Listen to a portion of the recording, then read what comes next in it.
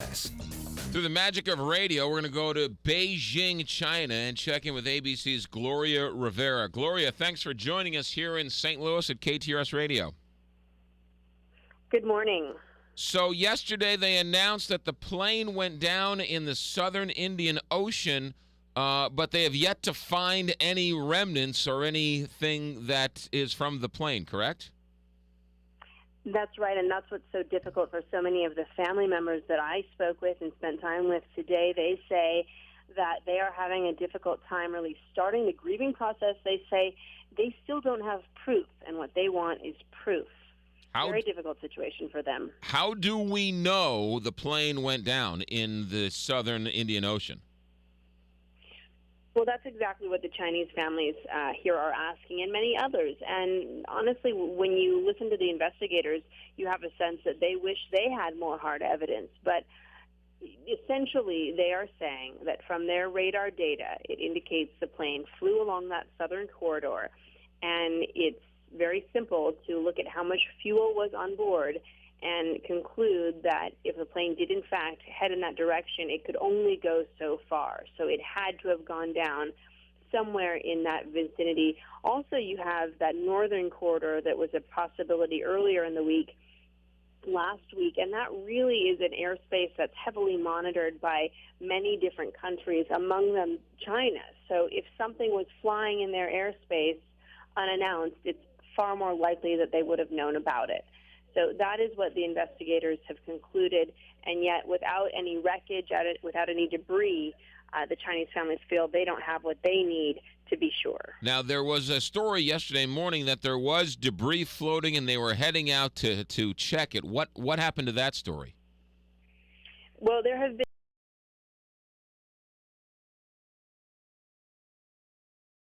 floating in the area that the search effort is focusing on. Now, some of that debris spotted by Chinese satellite when Australian planes went to go look at it. Any number of things have been reported.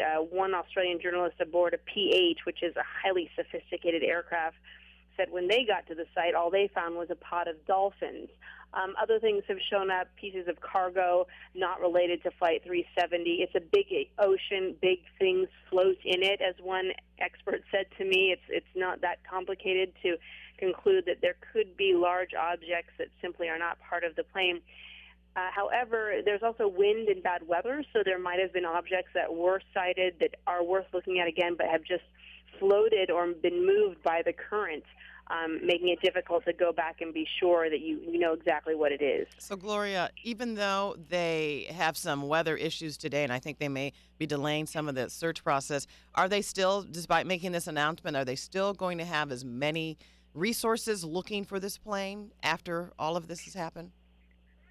Right now, we haven't heard anything about resources being taken down a notch. If anything, China has been sending more vessels to the area, submarines, aircraft, ships. So in the next few days, I think especially as this window of time starts to close, because once you get into 3 weeks, it's really going to be just more and more difficult to find anything. But the short answer is yes, there's still a significant effort from 20-some different countries to really find this aircraft. Because finding that could answer a lot of questions about air safety going forward.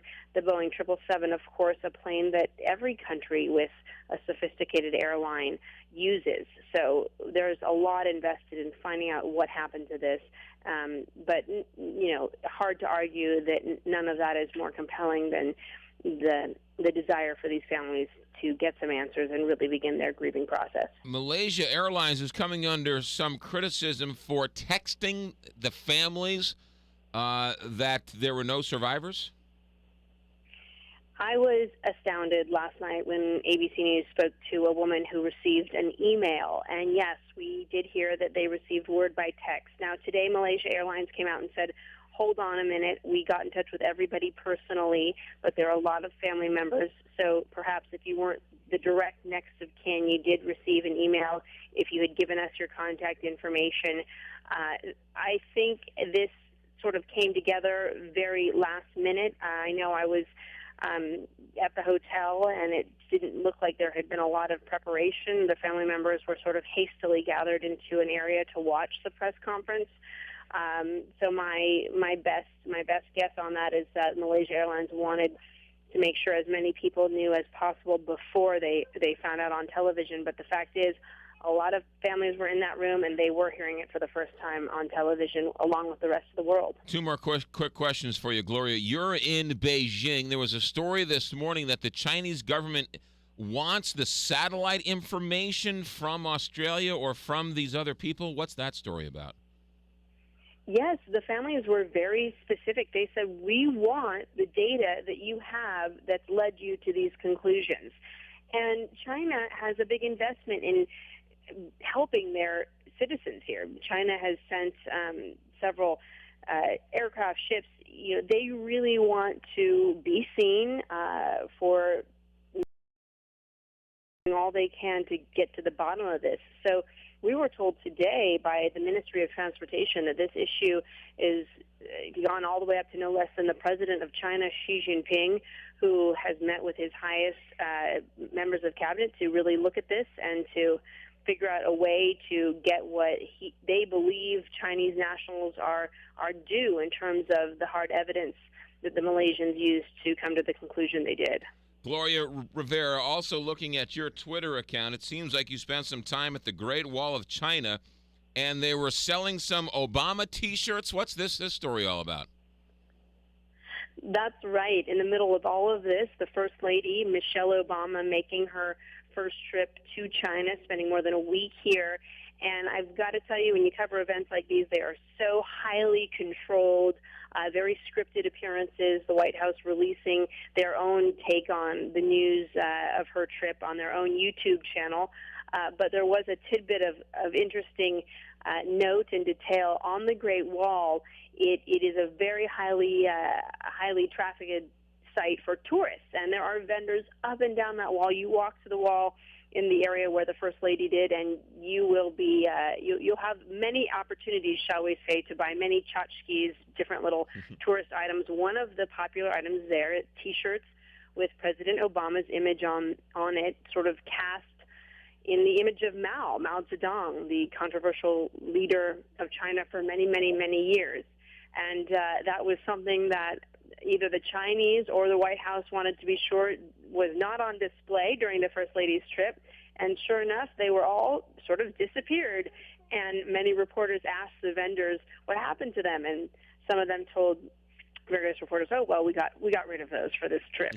So we'll see if they appear. I'm headed back up there in a few weeks, and I'll take a look. Can you get a refrigerator magnet of President Obama looking like Mao, or just the T-shirts?